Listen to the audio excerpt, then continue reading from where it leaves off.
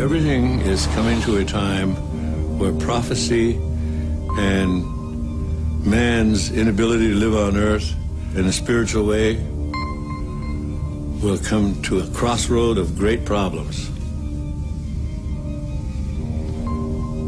It's the Hopi belief, it's our belief that if you're not spiritually connected to the earth and understand the spiritual reality of how to live on earth, it's likely you will not make it. When Columbus came, that began what we term as the First World War. That was the true First World War when Columbus arrived. Because along with him came everybody from Europe.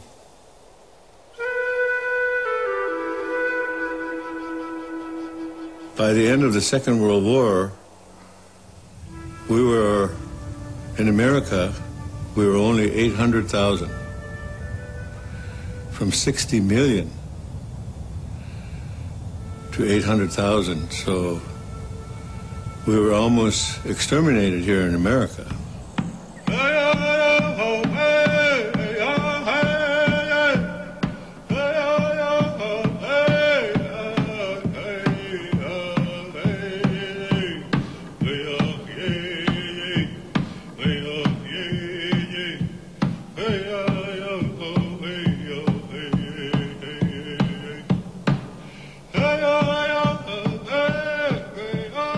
Everything is spiritual. Everything has a spirit. Everything was brought to you by the Creator, the one Creator. Some people call him God, some people call him Buddha, some people call him Allah, some people call him other names. We call him Tonkashila, grandfather.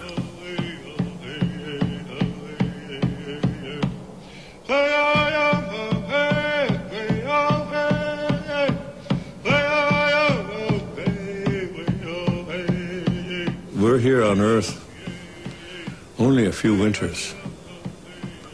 Then we go to the spirit world. The spirit world is more real than most of us believe. The spirit world is everything.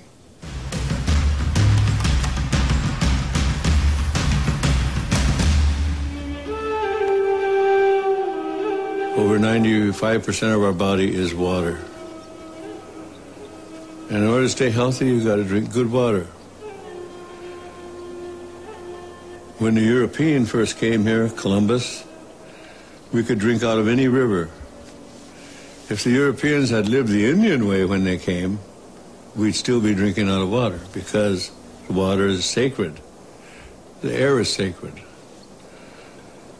Our DNA is made of the same DNA as the tree. The tree breathes what we exhale. When the tree exhales, we need what the tree exhales. So we have a common destiny with the tree. We are all from the earth. And when the earth, the water, the atmosphere is corrupted, then it will create its own reaction. Mother is reacting. In the Hopi prophecy, they say the storms and floods will become greater.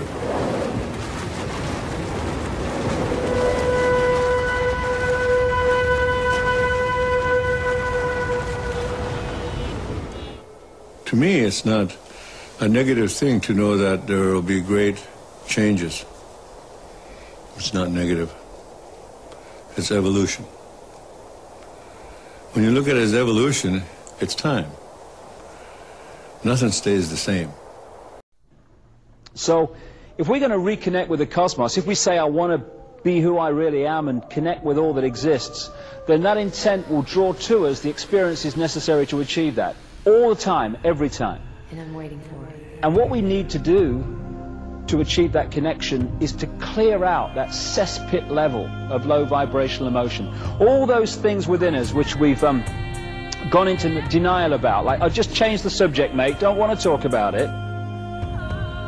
And so we draw into our lives people, experiences, what have you, that make sure that we can no longer do that. That this has to come out and be processed, and we have to clean out all this emotional debris that's disconnecting us from who we really are. And so if we're prepared to walk this journey, if we don't at that stage when the challenges come go, oh no, like spirituality but not that badly, thank you very much. If we're prepared to take those challenges, to take a step back and realize that it's actually an experience that is going to set us free rather than a really negative bad thing that is something to do with the fact that we're not good people. Must have been something terrible in a previous life. I hear that all the time. These connections or these challenges are to help set us free by cleaning this out. It's important we understand that. And I find that there are so many people in what's called the New Age or into the psychic stuff and all the rest of it who are still operating on a fraction of who they are because they're not prepared to do what is necessary and take the challenges to face what's within us. And we all have this stuff within us to remove and process. And when you do, that's when you can start talking about freedom. And it's coming back, as we come to a close here, to the same thing again and again, the way to freedom. And that is to step out of the fear what other people think of us and just do it, just do it, just do it. People say to me sometimes, how do I get over the fear of what people think? How do I get over the fear of what people think of me? What I would suggest is let the fear be the trigger to overcome it.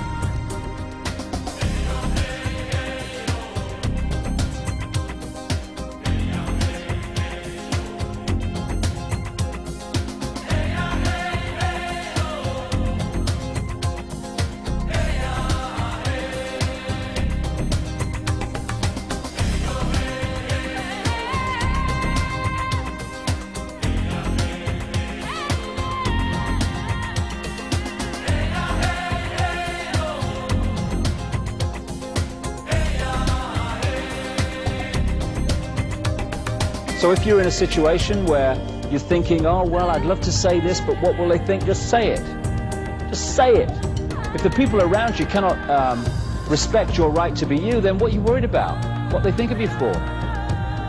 And if you're in a situation where I'd love to do this, this is what I like to do, but what will they think? Just do it. Just do it. Just do it. And when you get into that just do it mode, just do it mode, just do it mode, some very interesting things start to happen.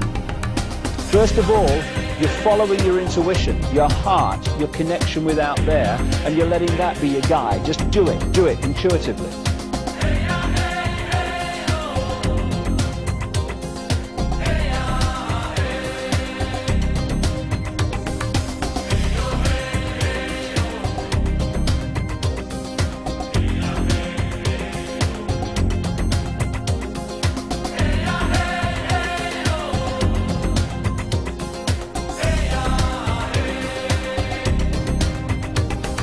And after a while, and I've seen this in my own life, although the head is screaming, oh my God, what are you doing? Eventually, you start to realize that when you follow your intuition, although it might set up great challenges to start with, and you think, oh my goodness, what have I done? Eventually, you see that everything was exactly what was necessary to bring about a positive outcome.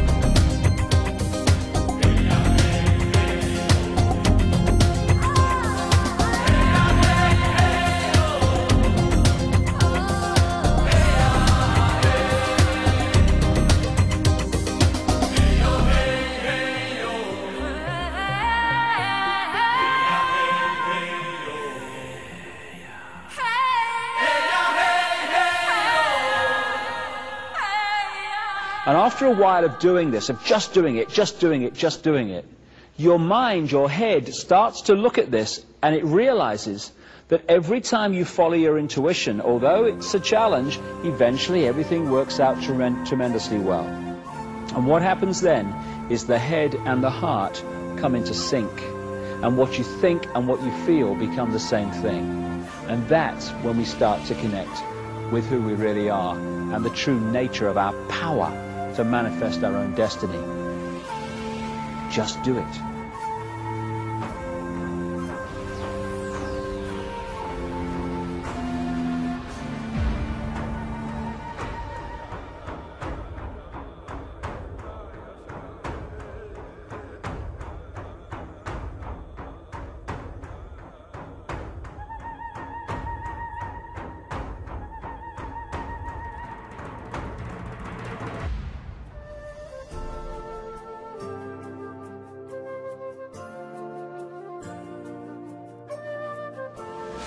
For me, what we call soul, the highest expression of ourselves, is pure love.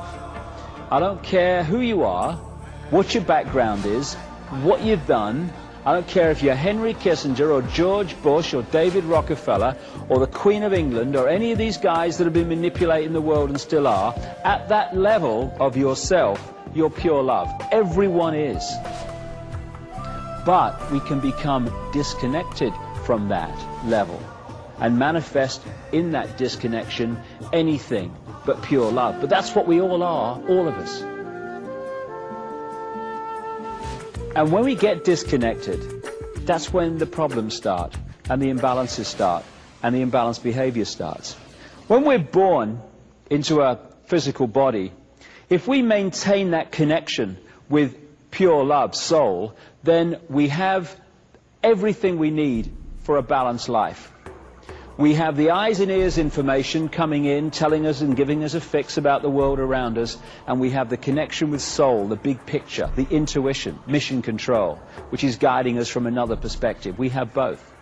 Symbolically, it's like a spaceman on the moon, where you're in that big spacesuit, symbolic of the body, and you've got the eyes and ears information giving you a fix on what's happening on the moon around you. But you've also got mission control, the big picture, giving you the big picture guidance. This is what comes next, then do that, and this is what's next on the agenda. Symbolic of intuition. Imagine what would happen if someone came along and cut or dramatically reduced that spaceman's connection to mission control. Suddenly, this is the only information and the vague memory of what should have been happening at this time. They're the only fix we have on who we are and where we are. And that spaceman's behavior would dramatically change within seconds and minutes compared with what it would have been had mission control stayed in big picture contact. And that symbolically is what happens to us when we come into this world. When we're born, the conditioning starts, the programming starts to disconnect us from mission control, the big picture, soul. So the eggshells start. We start to be conditioned to see ourselves as either just a physical body or subjected to some God and what have you. The programming gets started from the moment we become conscious. A friend of mine once said something very true. If you're born to loving parents and they tell you that 2 and 2 equals 5, and then you go on to nice teachers and they tell you 2 and 2 equals 5, and then you go on to university and professors with letters after their name tell you 2 and 2 equals 5, all your peers around you are telling you the same because they've been through the same system. The media is telling you constantly 2 and 2 equals 5. It's no surprise that the vast majority of people go through their lives believing 2 and 2 equals 5. The conditioning of belief which disconnects us from who we really are. And if we can just break that eggshell and we can express the true nature of who we are and not live someone else's version of what we should be, when the eggshell cracks, we reconnect with mission control. And at that point, we taste freedom. And that is the challenge now that we all have and the opportunity we all have. Chinese have a word that means both danger and opportunity. We're at the point now of that choice. Because that's what life is. It's a choice and learning from the consequences of the choice and making different choices and learning from the consequences of them. That's what evolution is. And we're at a point now where we can make incredible leaps as this 26,000-year cycle comes to an end. The next 15 years are going to transform life on Earth. They're going to transform the nature of our perception. They're maybe going to transform some of the physical Earth also. One thing's for sure, it's going to be one heck of a challenge. But no matter how challenging it gets, one thing remains constant. We live forever. We are everything, and everything is us. Whatever we're experiencing in this moment, it's just an experience. We live forever. And if we can hold that focus of who we are, we get out of ordinary little man and woman in the street, I've got no power, to I am everything that exists and I can manifest and create whatever I want. We are genius. We've forgotten we're genius. And that's why a few people run the world. I'm going to end with some words by a singer in America who wrote new words to the American national anthem. To get away from the nationalism, he called it the Earth Anthem. And the world that he describes here is the world that is just a thought away, just an open heart away, just a change of perception away. We can think hate, we can think love. We can create a world dominated by hate and fear, or we can create a world dominated by love, compassion. It's just a choice, and we all have the opportunity to do that. So I'll leave you with these words, with the emphasis that this is the world we can and will create. When we heal ourselves, we heal the world. When we change ourselves, we change the world. When we love ourselves, we love the world. And when we love the world, it manifests in a very different form to the one I've been talking about these hours over these thousands of years of manipulation. Freedom is upon us. Time to grasp it. I hope you've enjoyed it. Thank you very much for your time.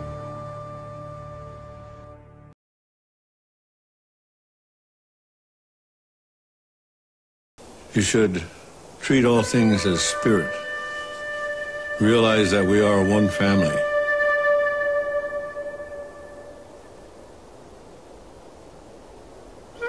It's never something like the end.